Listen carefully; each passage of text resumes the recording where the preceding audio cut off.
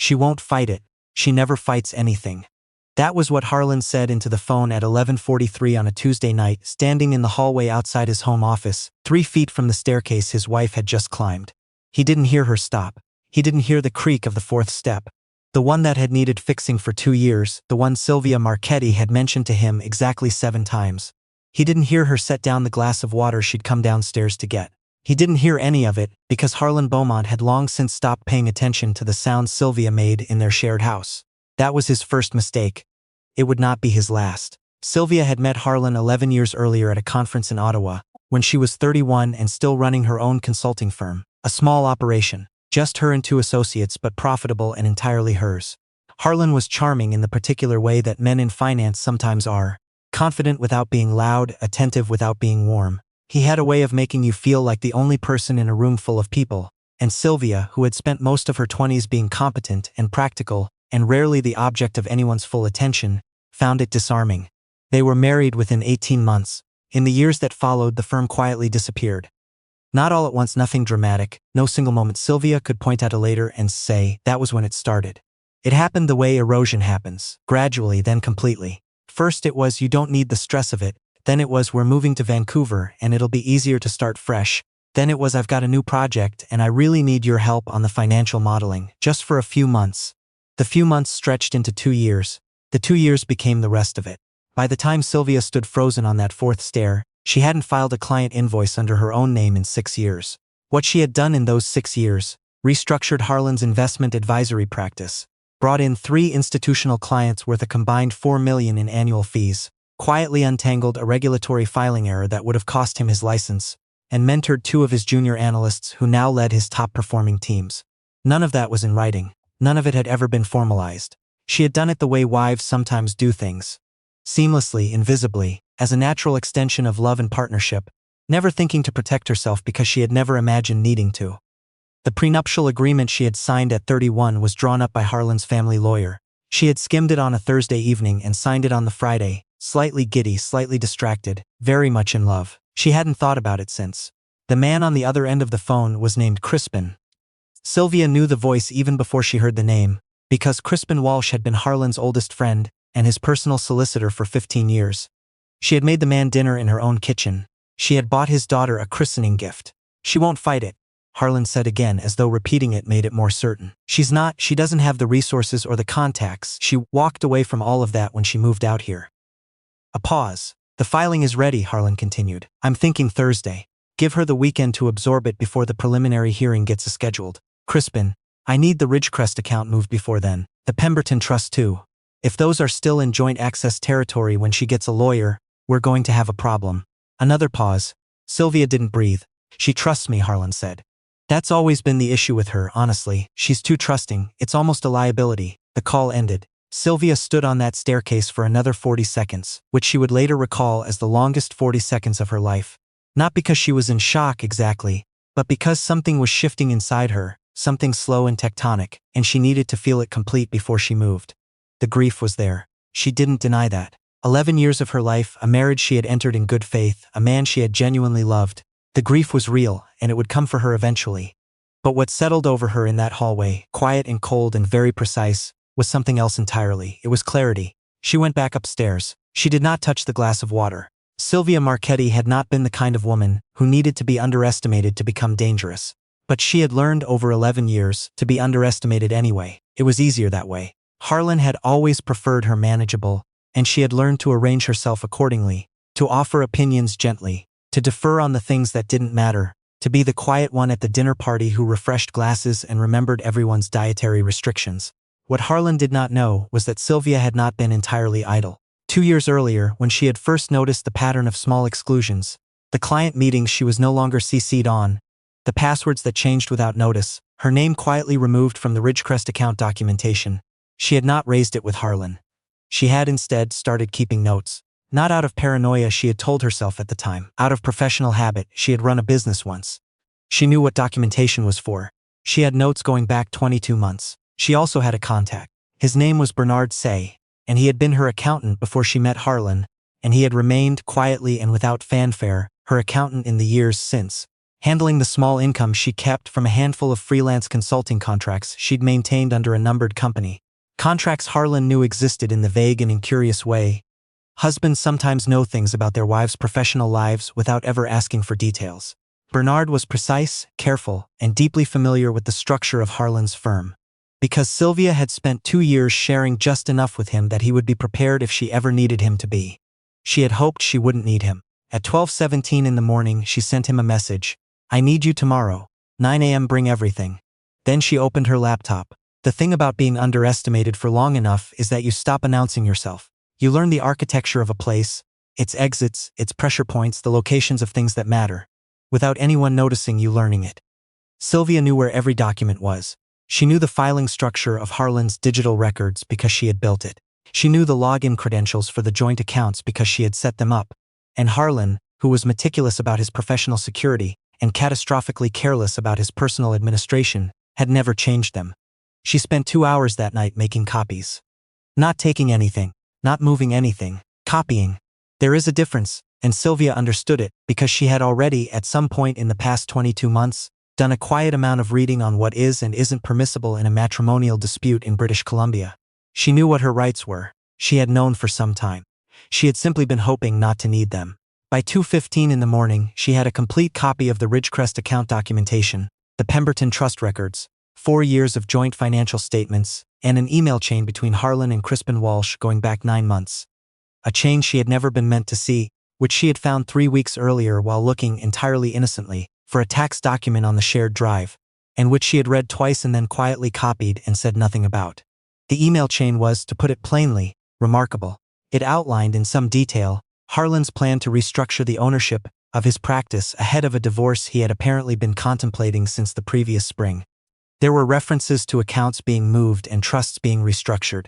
There was a line, in Harlan's own words, about how the prenuptial agreement was airtight for a reason, and how Sylvia had no real claim to the practice, because she had never held a formal role. Sylvia had a different recollection of the arrangement, and she had, as of 3 weeks ago, begun to collect evidence to support it. Emails from institutional clients thanking her directly for her work. The financial model she had built for the Ridgecrest proposal, saved under her name, timestamped in a client folder. The regulatory filing she had corrected. Again, documentation existed because Sylvia had always documented her work, not because she was calculating but because she was thorough. She compiled all of it into a single organized folder and sent it to a secure cloud account she had held independently for 4 years. Then she opened a second tab and drafted an email to Helena Kwan. Helena Kwan was a family law litigator in Vancouver, whose name Sylvia had first come across 18 months ago, in a professional context that had nothing to do with her marriage. She was known, in the circles that track these things, for being the kind of lawyer who could look at the apparent simplicity of a prenuptial agreement and identify with surgical patience every dimension in which it could be challenged. She was not the kind of lawyer you called when you wanted to settle quietly. She was the kind you called when you were prepared to make a case. Sylvia had her direct number in her phone under a contact labeled simply H. She did not email her. She picked up the phone. It was 2:40 in the morning. Helena answered on the second ring. Sylvia would later say that the only moment she came close to breaking during that long night was not the moment she overheard Harlan on the phone, not the 2 hours of careful document retrieval, not even the drafting of the emails she would send to the 3 institutional clients she had personally cultivated, informing them professionally that she would be transitioning out of her current arrangement and would be in touch shortly under her own firm's name. The closest she came to breaking was the moment Helena Kwan said, after listening to everything, "You've built a stronger case than most people manage in 2 years of active litigation. I can work with this. How soon do you want to move?" Because in that moment the weight of it landed. 11 years, the firm she'd walked away from, the version of herself she had slowly, incrementally set aside. And Sylvia understood that she had not simply lost something. She had been strategically separated from it. By someone she had loved who had made calculations she was never meant to discover. She was quiet for a moment. Then she said, "Thursday is too late for him. I want to file Wednesday morning." Harlan Beaumont woke up at 7:15 on Wednesday to find the bed empty and the house very quiet. This was not, in itself, unusual. Sylvia was often up before him, sure in the mornings, and he had long since stopped registering her absence in those first hours of the day with any particular notice. He made coffee, he checked his phone. He had a 7 o'clock alert he'd missed, a reminder from Crispin about the Ridgecrest account transfer, which he snoozed. There was time. Thursday was the plan. Everything was under control. He was on his second cup when his cell rang. The call was from the administrative coordinator at his firm's primary custodial bank. There was a question, the coordinator explained, about a documentation request filed that morning regarding the Ridgecrest account. Specifically, about the accuracy of the ownership records on file, which appeared to be inconsistent with records held by a third party, who had submitted a formal attestation at 8:15. Harlan set down his coffee cup. "What third party?" he said. The coordinator read him the name. Harlan was quiet for a moment. Then he went to the shared drive. Sylvia's login credentials still worked. She had not changed them, she didn't need to. What he found when he opened her folders was not the absence of things he expected to find. It was the presence of things he had never known existed. 2 years of meticulous documentation, copies of files, client correspondence, the regulatory filing with her name on a notation he had somehow never registered, a folder labeled with characteristic Sylvia efficiency, for reference if required. He called Crispin. Crispin did not answer. He called again. Crispin, it would turn out, had received a call of his own that morning, from Helena Kwan's office, flagging a potential conflict of interest in his dual role as Harlan's personal solicitor and the attorney of record on the financial restructuring Harlan had been conducting in anticipation of the divorce. The nature of that conflict, Helena's office noted, would likely require examination. Crispin was consulting his own counsel. The filing went through at 9:07 that Wednesday morning. Sylvia Marchetti, not Sylvia Beaumont. She had already begun using her birth name again with a quiet deliberateness that felt, more than anything else she'd done in those hours, like something returning to her, was at Bernard's office by 9:30, working through the financial declaration with the same systematic focus she had brought to Harlan's practice for the better part of a decade. Except this time, the work was hers. The strategy was hers. The outcome she was building toward was entirely, irreversibly hers. Bernard, who had known Sylvia for 15 years and had watched her disappear into a marriage with the particular low-grade concern of someone who cares too much to say anything and not enough to intervene, looked at her across the desk that morning and said, "You know, I kept all your old client files. Just in case." Sylvia looked up. "I know you did," she said. He had told her so quietly 3 years ago in the middle of a conversation about something else entirely. She had filed the information away and not referred to it again until she needed it. That was, Bernard thought, very Sylvia. The weeks that followed were not clean. Contested matrimonial proceedings rarely are, and Harlan was not a man who accepted the reversal of a plan without attempting to reassert control. There were counterfilings. There were arguments about the prenuptial agreement, and what constituted a formal professional contribution, and whether a spouse who had never held a salaried position within a firm could nonetheless be considered a constructive partner in its development. Helena Kwan let them make the argument. Then she introduced the documentation. The Ridgecrest clients submitted attestations.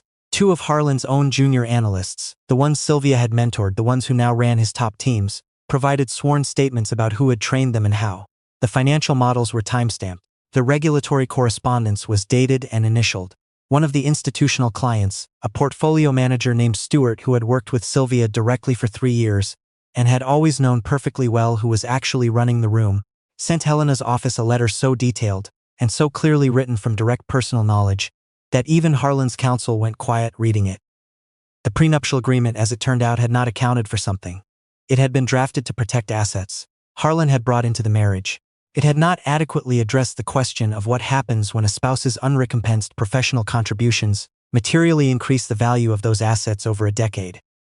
Helena's position was that it was a constructive trust matter, among other things. The court appeared inclined to find the argument worth hearing. Crispin Walsh withdrew from representing Harlan midway through the preliminary process, citing the conflict Helena had identified. Harlan's new counsel was competent but unfamiliar with the full history of the practice's development, a disadvantage that accumulated in small but consistent ways throughout the proceedings. The Ridgecrest account transfer did not go through on Thursday or on any subsequent date. The documentation dispute flagged by the bank triggered a review process that took several months to resolve, and by the time it was resolved, the terms of any possible transfer had changed considerably. The woman Harlan had apparently been intending to move toward. Sylvia had known about her, in the peripheral and deliberate, not knowing way of a spouse who can feel a shift in the architecture of a marriage, without wanting to name it. Removed herself from the situation within 2 weeks of the filing becoming public knowledge. Sylvia didn't know this firsthand. She heard it from a mutual acquaintance and noted it with something that was not satisfaction exactly, but was adjacent to it. She had not set out to dismantle Harlan. That distinction mattered to her. She had set out to protect herself. And what she had found in doing so carefully and over a long enough time was that the protection of herself and the dismantling of his plan turned out to be the same operation. He had constructed something designed to leave her with nothing. What she had done was refuse to be the foundation of that construction. The difference, legally and practically, was significant.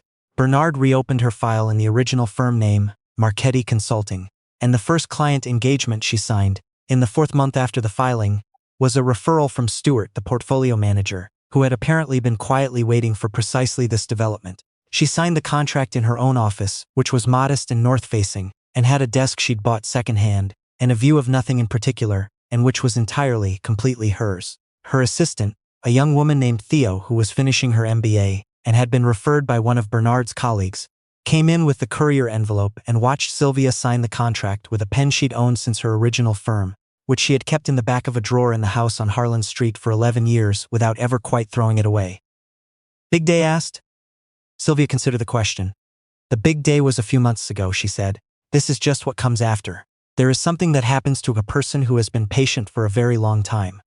Not passive, patience is not passivity, and the difference matters enormously. Patience is the decision to move when the moment is correct and not before, and not because someone else dictated the terms." Sylvia Marchetti had been building toward this moment without fully knowing she was building toward it. The way a person sometimes doesn't realize they've been holding their breath until they exhale. She had been underestimated. She did not resent it anymore, or not primarily. What she felt in those first months of reconstruction was something closer to clarity about herself, about what she was capable of, about what she had always been capable of, about the space that opens up when you stop arranging yourself around someone else's comfort with your capabilities.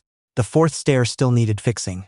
That was the first thing she'd had repaired in the new apartment she'd taken in East Vancouver. A detail so small it shouldn't have meant anything and somehow meant everything.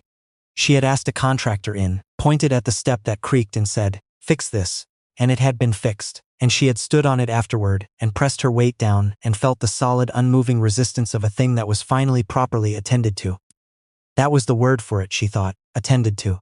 Harlan had never understood that about her. What she required, what she was owed, what a person of her particular competence and particular patience was capable of, given enough time and enough reason. He understood it now. The record had made sure of that. She had just made sure the record was complete.